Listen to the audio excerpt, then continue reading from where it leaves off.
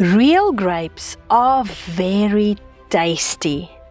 Artificial grape flavouring just tastes purple.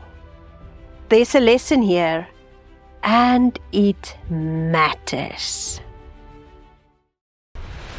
You're listening to Crowned with Boldness. I'm your host, Marina Myburgh. This is your time to be crowned with boldness. Hello, friend, and welcome back to Crowned with Boldness. I've read something that really hit me, but in a good way. It made me think about our Christian lives. Someone posted on social media, "I love grapes, but I hate grape-flavoured things. Grape-flavoured stuff doesn't actually taste like grapes. It just tastes purple." First, I chuckled about the truth of this, thinking about how grape-flavoured juice, candy, and even medicine are just flavouring, but really not tasting like real grapes. It's an imitation, a label, a version of the real thing, but it never satisfies in taste like real grapes do. Then it hit me. Isn't that exactly what we see more often in Christian circles? A lot of what we see around us in churches, on TV, social media, even in conversations and institutions, has a Christ-flavoured taste, but it's not really Christ-filled. It might sound spiritual, it might use the right words, even play the right songs, quote a Bible verse, or preach what seems like the truth, but it's more purple than grape.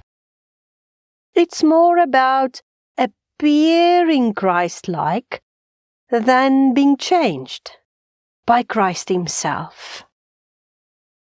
Here's what real Christianity is. It's not a label, not a Sunday performance, not religious talk. It's a living, breathing relationship with the living Christ. One that changes us from the inside out. 2 Corinthians 3 verse 18 says it beautifully from the Amplified Bible. "And we all with unveiled face, continually seeing as in a mirror the glory of the Lord, are progressively being transformed into His image from one degree of glory to even more glory, which comes from the Lord, who is the Spirit." My friend, that's the real grape. That's the ongoing work of Christ in us. Not a flavoured coating, but a total transformation. It's how we think, how we talk, how we treat others, how we respond in private, how we pray, how we love. The Bible also gives a clear warning in 2 Timothy 3, verses 1 to 5. Paul writes that in the last days, people will become lovers of themselves, boastful, proud, unholy, disobedient, unforgiving, and many more things. He says in verse 5, they are holding to a form of outward godliness or religion, although they have denied its power, for their conduct nullifies their claim of faith. He says, avoid such people and keep far away from them.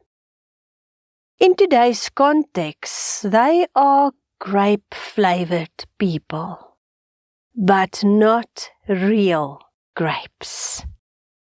They look spiritual, yes, but their lives don't bear the marks of Christ. Their speech, attitudes, and secret lives tell a whole different story. And then 1 John 1 verse 6 put it plainly. If we say that we have fellowship with Him, with Christ, and yet walk in the darkness of sin, we lie and do not practice the truth. Plain and simple. I know these are strong words, but I do not use them to condemn. I use them to wake you up. Not to shame you, but to invite you deeper into a real relationship with Christ. And I want to ask you and myself, are we eating grapes, walking with Christ, letting Him transform us day by day?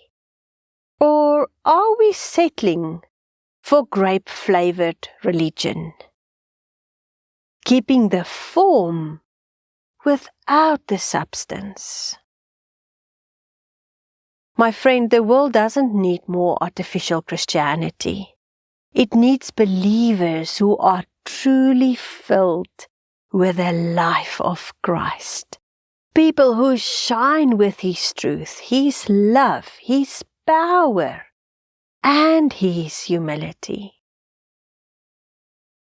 Let's be the real thing, to His glory.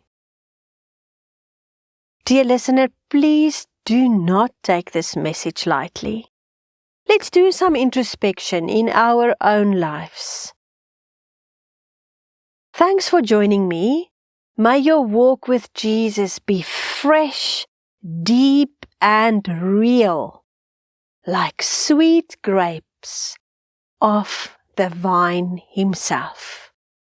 Please share this message with someone else. Until next time, be blessed.